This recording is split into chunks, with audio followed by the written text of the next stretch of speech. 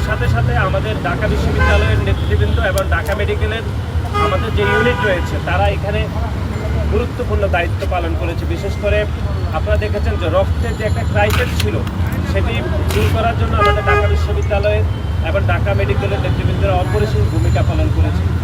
একই সাথে এই এলাকার যানজট নিরসনে ঢাকা বিশ্ববিদ্যালয় এবং ঢাকা মেডিকেলের নেতৃবৃন্দ এবং কেন্দ্রীয় সংসদের নেতৃবৃন্দরা ব্যাপক ভূমিকা পালন করেছে।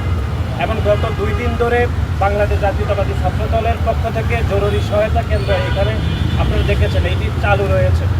এবং আজকে সকালে আমি রাজশাহীতে যে আমাদের যে হচ্ছে ফ্লাইট লেফটেন্যান্ট ফকির যিনি শহীদ হয়েছেন ওনার খবর আমি জিয়ারত করে আমি সকালে এখানে এসেছি। আমাদের দলের ভারপ্রাপ্ত চেয়ারম্যান জনাব তারেক রহমানের পক্ষ থেকে আমাদের বাংলাদেশ জাতীয়তাবাদী ছাত্র দলের পক্ষ থেকে আমরা যারা এখানে চিকিৎসা নিচ্ছেন তাদেরকে আমরা সামান্য আমাদের সাধ্যমতে আমরা চিকিৎসার সামগ্রী আমরা প্রদান করছি। এটি বাংলাদেশ জাতীয়তাবাদী ছাত্র দল আপনারা জানেন যে একটি ছাত্র সংগঠন হিসাবে আমাদের যেটুকু ভূমিকা রাখা দরকার গত কয়েকদিনে আমরা সেইটুকু রাখার জন্য আমাদের আপ্রাণ প্রচেষ্টা ছিল এবং তারই ধারাবাহিকতায় আমাদের সাধ্যমতে আমরা এখানে চিকিৎসা সামগ্রী প্রদান করছি। আমরা মনে করি যে বাংলাদেশের গণ অভ্যুত্থান পরবর্তী সময়ে যে বাংলাদেশে একটা ইতিবাচক রাজনীতির শুভ সূচনা হয়েছে তারই ধারাবাহিকতায় বাংলাদেশ জাতীয়তাবাদী ছাত্র দল এই যে মাইলস্টোন কলেজে একটি যে মর্মান্তিক যে দুর্ঘটনা ঘটেছে সেখানে আমরা এই যে কোমলমতি শিক্ষার্থীরা যারা শহীদ হয়েছেন তাদের পরিবারের পাশে থাকছি এবং যারা আহত হয়েছেন তাদের যেন সুচিকিৎসা নিশ্চিত করা যায় সেজন্য আমরা এখানে সমষ্টিগতভাবে কাজ করছি।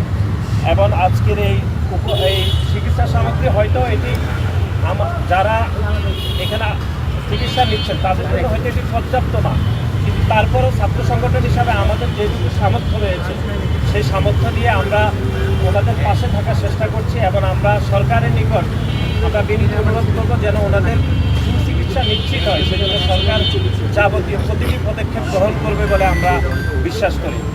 এখন আপনারা জানেন যে এই যে মাইলস্টোন কলেজের দুর্ঘটনা ঘটার পর থেকে সামাজিক যোগাযোগ মাধ্যমে কিন্তু বিভিন্ন প্রোপাগান্ডা হচ্ছে।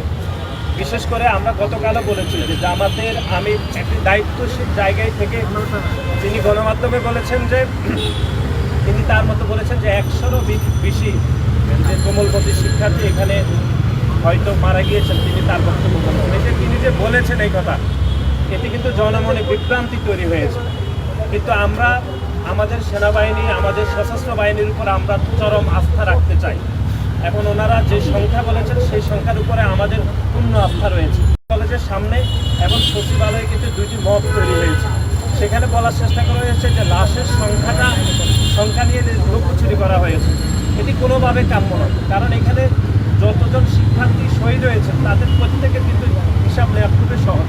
সুতরাং লাশের সংখ্যা কোনোভাবে লুকানোর কোনো অবকাশ নেই, কোনো সুযোগ নেই। সুতরাং এরকম একটি দায়িত্বশীল পদে থেকে এরকম জনমনে বিভ্রান্ত তৈরি যে হয়েছে সেজন্য জামাতের আমিরের উচিত ছিল যে দুঃখ প্রকাশ করা, সেটি কিন্তু আমরা দেখিনি, বরং তিনি গণমাধ্যমের সামনে তিনি ভুল তথ্য উপস্থাপন করেছেন। আমরা আবারও বলছি আমাদের সেনাবাহিনীর উপর আমাদের পূর্ণ আস্থা রয়েছে এবং আমাদের সশস্ত্র বাহিনী অন্য যে বাহিনীগুলো রয়েছে তাদের উপর আমাদের আস্থা অপরিসীম